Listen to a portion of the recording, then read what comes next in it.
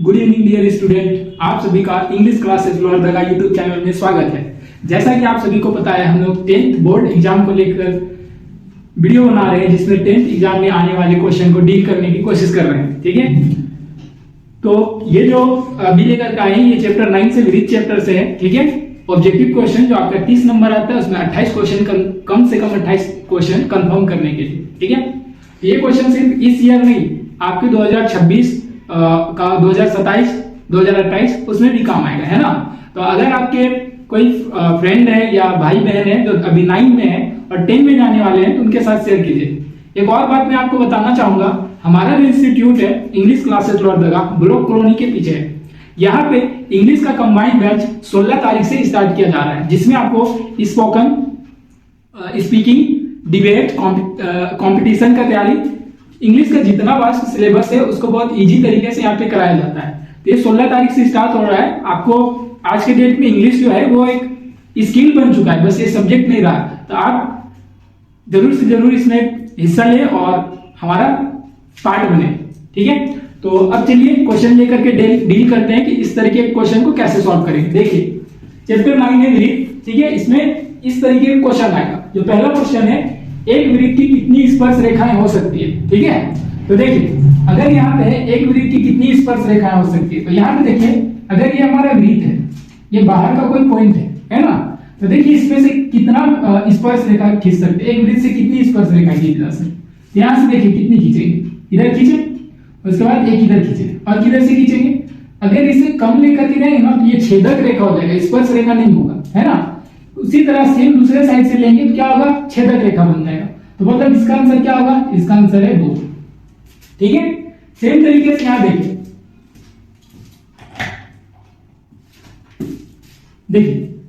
Same तरीके से इस क्वेश्चन को देखिए, किसी बाह्य बिंदु से वृत्त पर कितनी स्पर्श रेखाएं खींची जा सकती है। ठीक है, तो यहाँ पे क्या है, किसी बाह्य बिंदु से वृत्त पर कितनी स्पर्श रेखाएं खींची जा सकती है। सेम उसी तरह बाह्य बिंदु था, ये वृत्त था और वृत्त का बाहर एक बिंदु था, वहां से कितनी स्पर्श रेखा खींची जा सकती है, तो 2। शायद इस क्वेश्चन में मैंने मिस्टेक कर दिया, देखिए एक बार फिर से, एक वृत्त की कितनी स्पर्श रेखाएं खींची जा सकती है था, बाहर से कोई बिंदु नहीं कर रहा है ना, तो इसका आंसर ये गलत हो जाएगा, है ना। इसका आंसर सही क्या है, देखिए ये वृत्त है। ठीक, अब इसमें कितनी स्पर्श रेखा खींची जा सकती है वो पूछ रहा है। तो यहाँ पे कितना खींचा जा सकता है, इधर से 1, इधर से 2, इधर से 3, इधर से 4, इधर से 5, इधर से 6। ठीक है, मतलब कितना खींचा जा सकता है, अनेक, अनेक या अनंत, है ना, अनेक हो जाएगा इसका आंसर। ठीक है, अब देखिए इस तरीके को क्वेश्चन को, वृत्त तथा उसके स्पर्श रेखा के उभयनिष्ठ बिंदु को क्या कहते हैं। देखिए ये पूछ क्या रहा है, ये हमारा वृत्त है, ये उसका स्पर्श रेखा है, ये जो स्पर्श रेखा का ये बिंदु है, ठीक है, उभयनिष्ठ बिंदु, वृत्त तथा स्पर्श रेखा, ये स्पर्श रेखा और ये वृत्त, इसके उभयनिष्ठ बिंदु क्या कहते हैं, इसे कहते हैं स्पर्श बिंदु। ठीक है, क्या कहते हैं, स्पर्श बिंदु। ठीक, अब देखिए नेक्स्ट, यहां पे क्या लिखा हुआ है, O केंद्र वाले एक वृत्त की PA तथा PB स्पर्श रेखा है। तो एंगल पूछ रहा है कोण AOP का मान क्या होगा। देखिए ये हमारा वृत्त है ना, अब केंद्र हो गया हमारा O। ठीक, अब यहां से कर रहा है एक बाहर का बिंदु है P, दोनों को मन है, तो मतलब ये P है, P से A खींच लिए इधर A। ठीक है, और मान लीजिए P से इधर खींच लिए B।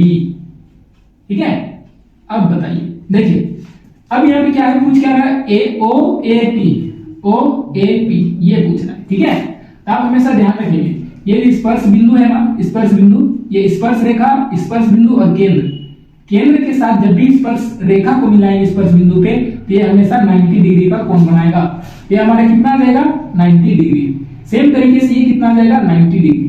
ठीक है, आपको इसको रटना है, याद रखना। सेम देखिए अगला क्वेश्चन, एक बिंदु Q से वृत्त पर स्पर्श रेखा की लंबाई 24 सेंटीमीटर है तथा Q की केंद्र से दूरी 25 सेंटीमीटर है, वृत्त की त्रिज्या ज्ञात कीजिए। देखिए इसमें कह क्या रहा है, एक वृत्त दिया हुआ है, वृत्त में केंद्र O है मान लीजिए, कर रहा है Q से वृत्त पर स्पर्श रेखा, इधर Q है और यहां से स्पर्श रेखा खींचा गया है। अब यहां से कर रहा है कि केंद्र से इसकी दूरी जो है, ये दिया हुआ है 25 सेंटीमीटर, 25 सेंटीमीटर। और देखिए यहां क्या कर रहा है, एक बिंदु Q से वृत्त के स्पर्श रेखा की लंबाई, यहाँ स्पर्श रेखा की लंबाई, ठीक है, यहां तक ये कितने की है 24।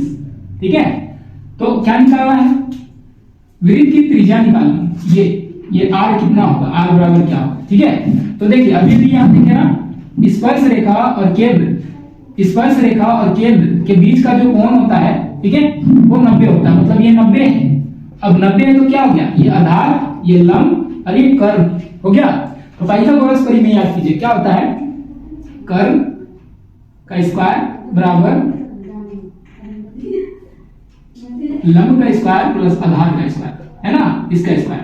लेकिन हमें निकालना क्या है, ये क्या है, लंब निकालना है, तो आधार को इधर ले जाएंगे। कर्ण हमारा क्या था, कर्ण है 25, ठीक है, ये 25 स्क्वायर, ये आधार है, आधार को इधर ले जाते हैं, आधार ये था 24, तो -24 का स्क्वायर करेंगे और इधर बच जाएगा लंब का स्क्वायर। ये स्क्वायर को इधर ले आते हैं, तो ये स्क्वायर क्या बन जाएगा, रूट बन जाएगा। देखिए अब इसे सॉल्व करते हैं, 25 का स्क्वायर 625, ठीक है, और 24 का स्क्वायर 576, ठीक है।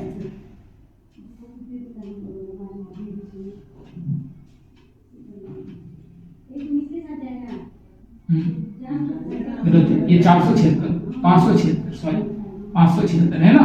अब इसको माइनस कर दीजिए, माइनस कर देंगे तो क्या आ जाएगा, ये आ गया 9 और ये हमारा आ गया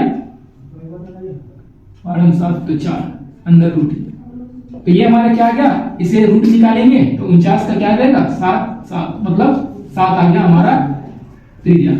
ये त्रिज्या कितना निकल जाएगा 7। हाँ, अब देखिए इस तरह के क्वेश्चन में बच्चे फंसते हैं, है ना। आपको इस तरह के क्वेश्चन को डील करना अच्छे से, इसे याद रखना है, ये स्पर्श रेखा और ये जो त्रिज्या है इसके बीच का कोण कितने का बनेगा, 90 का।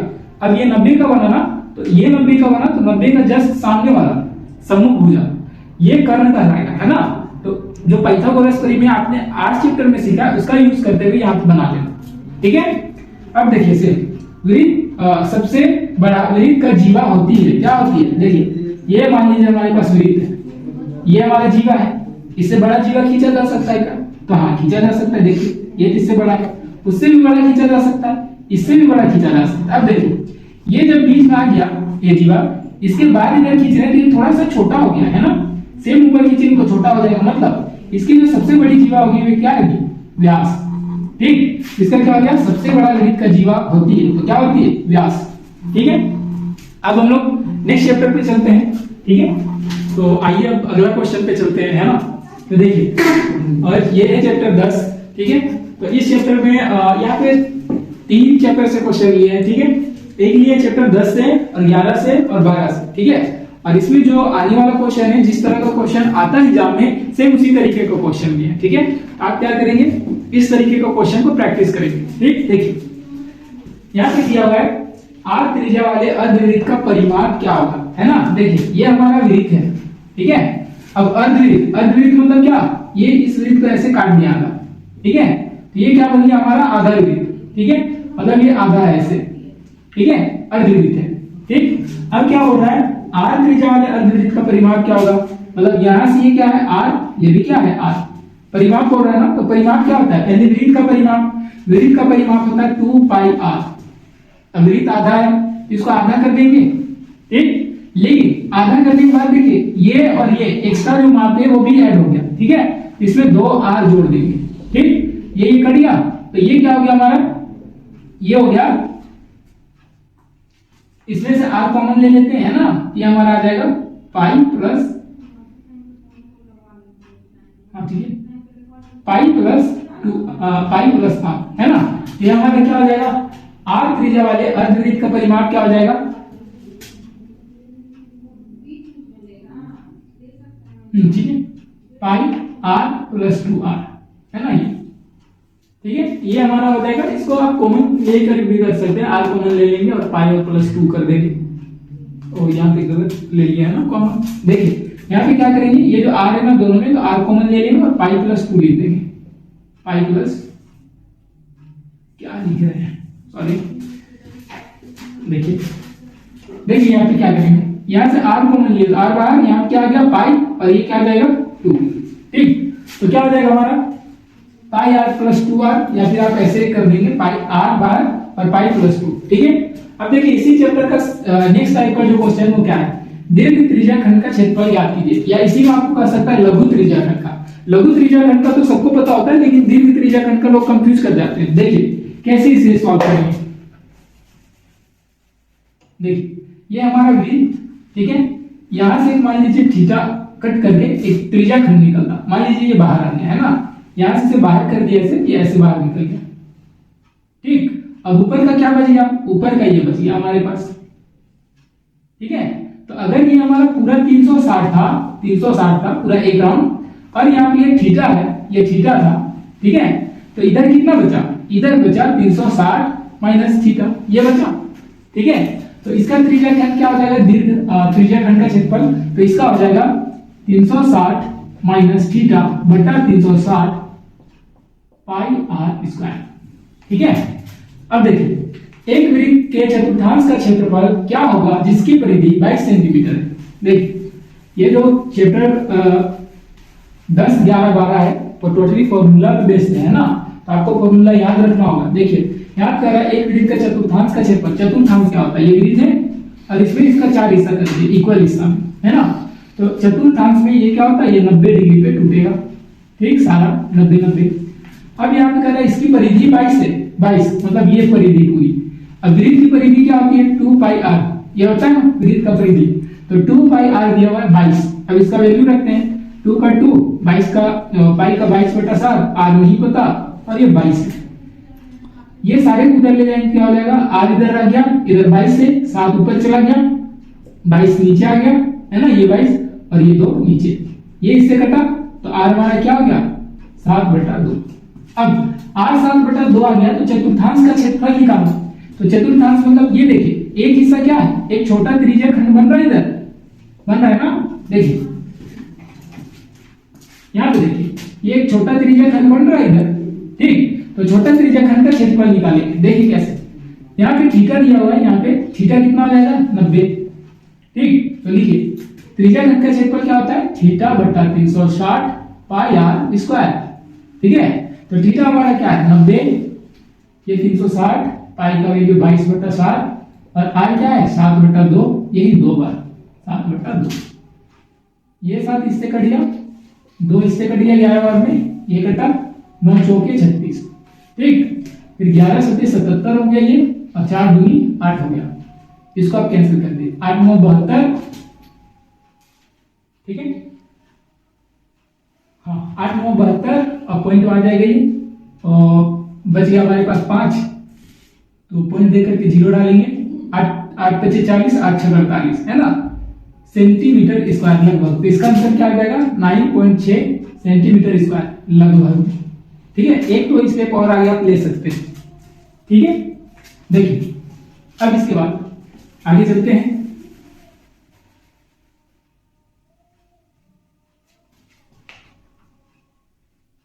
देखिए नेक्स्ट क्वेश्चन क्या है हमारा, कह रहा ए भुजा वाले घन का आयतन क्या है, ठीक है। तो ये डायरेक्टली फॉर्मूला बेस्ड है, आपको फॉर्मूला याद रखना ही होगा। तो इसका फॉर्मूला होता है ए का क्यूब, ए क्यूब, है ना।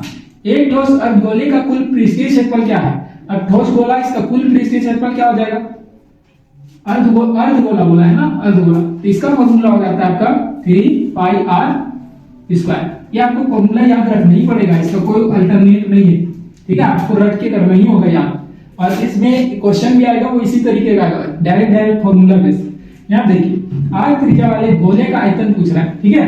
और यहाँ पे गोले का आयतन पूछ रहा है आर त्रिज्या वाला, तो इसका भी फॉर्मूला सीधा 4/3 पाई आर क्यूब, ये होता है फॉर्मूला, आप याद रखेंगे।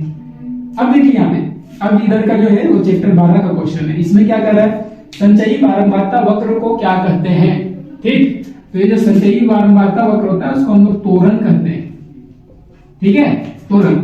इसके बाद क्या होगा, इसके बाद है आंकड़े 7 8 9 7 8 9 9 ऐसा है, इसका बहुलक बताना है। बहुलक मतलब जो सबसे अधिक आया है ना, सबसे अधिक बार आया। तो देखिए यहाँ पे क्या सबसे अधिक बार आया है, 7 आया 2 बार, 8 2 बार, 9 आया 3 बार, ये 1 बार 1 बार 1 बार, तो 9 सबसे ज्यादा बार है 3 बार, है ना।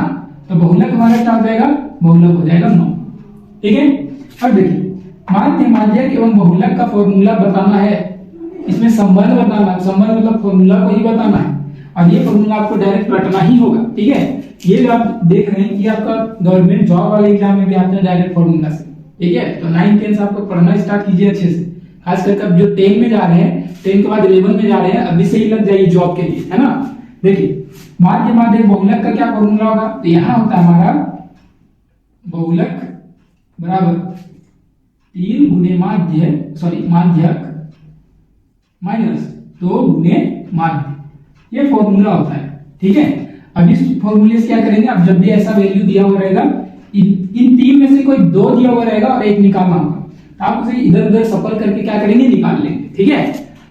तो इस सीरीज का आई थिंक ये लास्ट वीडियो था। इसके बाद एक और चैप्टर बच रहा है प्रायिकता, लेकिन प्रायिकता जो चैप्टर है वो इससे पहले मैंने वीडियो बनाया था, है ना, तो उसमें आपको मिल जाएगा, वो बहुत ज्यादा टफ नहीं है। उस पर सिंपली जो फॉर्मूला होता है अनुकूल परिमाणों की संख्या बटा कुल परिमाणों की संख्या, आप हमारे जो डिस्क्रिप्शन में लिंक दिया होगा आप उसमें जाकर के देख सकते हैं ना।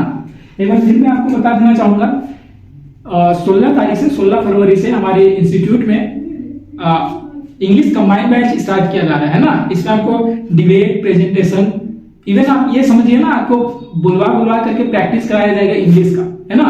और ये आपको सिर्फ एग्जाम में नहीं काम आएगा, ये आपका गवर्नमेंट जॉब में काम आएगा, पर्सनालिटी डेवलपमेंट होगा, पर्सनालिटी, है ना।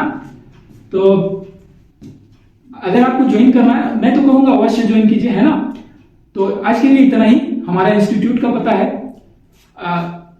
इंग्लिश क्लासेस लोहरदगा, जो ब्लॉक कॉलोनी के पीछे है ना। तो आज के लिए इतना ही, थैंक यू।